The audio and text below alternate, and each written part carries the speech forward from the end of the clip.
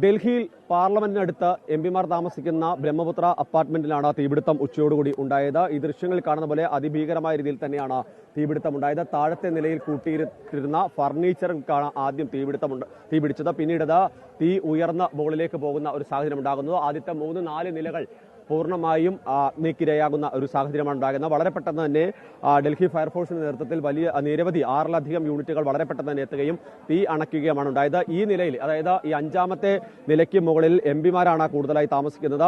താഴെ ഈ ജോലിക്കാർ താമസിക്കുന്ന ഫ്ളാറ്റുകളാണ്. അതിന് മുകളിൽ കേരളത്തിൽ നിന്നുള്ള എംപിമാരടക്കമുണ്ട്. അത് ജെബി മേത്തറുണ്ട്, ഒപ്പം തന്നെ ഹാരിസ് ബീരാനുണ്ട്. നിരവധിയായ 4ലധികം ജോസ് കെ മാണി അടക്കം 4ഓളം എംപിമാരാണ് ഈ ബിൽഡിംഗ്, ഈ ബ്രഹ്മപുത്രയിൽ താമസിച്ചുകൊണ്ടിരിക്കുന്നത്. അവർ ഇതിന് മുകളിലാണ് താമസിക്കുന്നത്. സ്വാഭാവികമായും ആദ്യഘട്ടത്തിൽ ഈ തീപിടുത്തമുണ്ടായ സമയത്ത് തന്നെ പിന്നീട് വളരെ പെട്ടെന്ന് മുകളിലേക്ക് കയറിപ്പോകുന്ന ഒരു സാഹചര്യമാണ് ഉണ്ടായത്.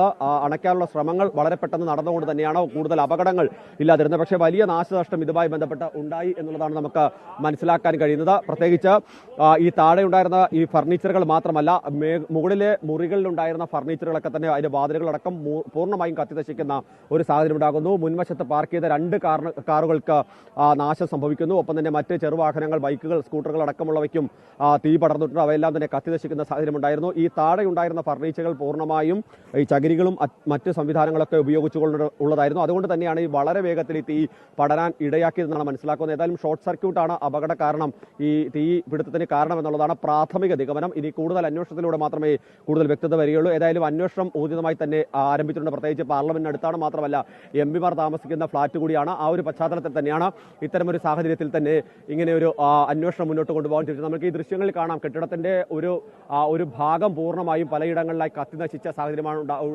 ഉള്ളത്.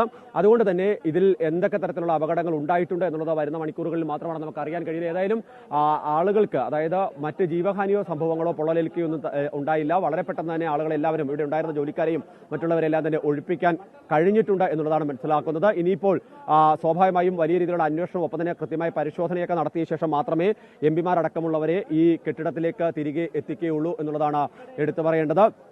ഏതായാലും വരുന്ന മണിക്കൂറുകളിലൊക്കെ തന്നെ ഇതുമായി ബന്ധപ്പെട്ട കൂടുതൽ പരിശോധനകൾ മറ്റ് ഏജൻസികളുടെ ഭാഗത്തു നിന്നൊക്കെ തന്നെ ഉണ്ടാകുമെന്നാണ് നമുക്ക് മനസ്സിലാക്കേണ്ടത്. കൂടുതൽ പരിശോധനകൾ വേണം. അതായത് എംപിമാർ താമസിക്കുന്ന ഫ്ളാറ്റാണ്, അതുകൊണ്ട് തന്നെ കൃത്യമായ അഗ്നി സുരക്ഷാ സംവിധാനങ്ങൾ ഉണ്ടായിരുന്നു. ഒപ്പം തന്നെ അതിലേതെങ്കിലും പ്രശ്നങ്ങൾ ഉണ്ടായി തുടങ്ങിയ കാര്യങ്ങൾ സംബന്ധിച്ച് കൃത്യമായ പരിശോധനകൾ വേണമെന്നൊരു ആവശ്യം വളരെ ശക്തമായി മുന്നോട്ട് പോവുകയും ഒക്കെ ചെയ്യുന്നുണ്ട്. ക്യാമറമാൻ വിനോദ് കരുവാറ്റയ്ക്കൊപ്പം ഡൽഹിയിൽ നിന്നും കെ പ്രശാന്ത്, അമൃത ന്യൂസ്.